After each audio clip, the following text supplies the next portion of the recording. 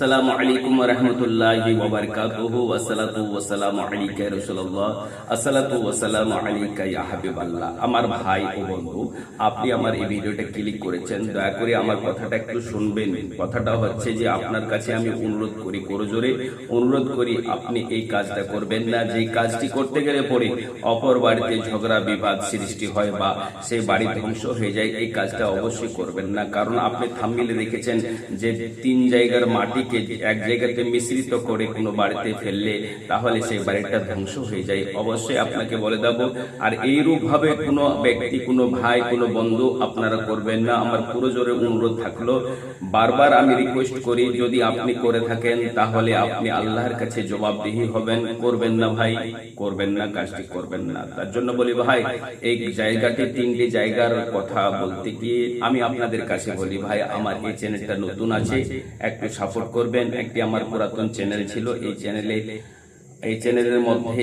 অনেক ভিডিও ছাড়ানো আছে, যদি দেখার ইচ্ছা থাকে এই চ্যানেলে আপনি যেতে পারেন। চ্যানেলটার নাম হলো আনোয়ারুল 786। এই চ্যানেলে আপনি গিয়ে দেখতে পারেন।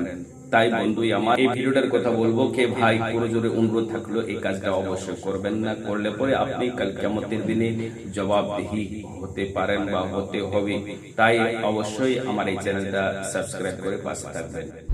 Oh, the guiding light shining right above us.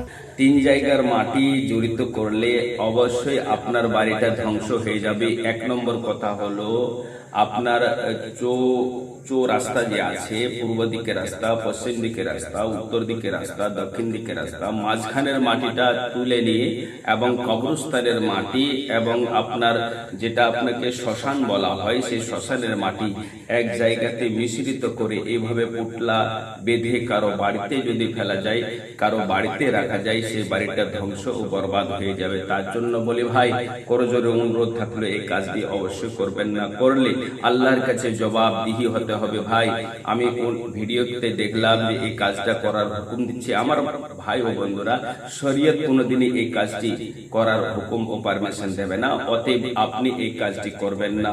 করলে পরে আপনি কাল কিয়ামতের দিনে আপনি জবাবদিহি হবেন। এই দুনিয়া কয়েকদিনের জন্য আছি আমরা ভাই, দুনিয়াতে সবাই মিলে ঝুলে থাকতে চাই। তাই যতদিন দুনিয়াতে থাকবেন আল্লাহ পাক রব্বুল আলামিনের জিকির আজকার করবেন এবং আখিরাতের জন্য চিন্তাধারা করবেন। আল্লাহ যেন আমাদেরকে এই কাজটা না করার তৌফিক দান করেন। ফি আমানিল্লাহ, খুদা হাফেজ। আসসালামু আলাইকুম ওয়া রাহমাতুল্লাহি ওয়া বারাকাতুহু।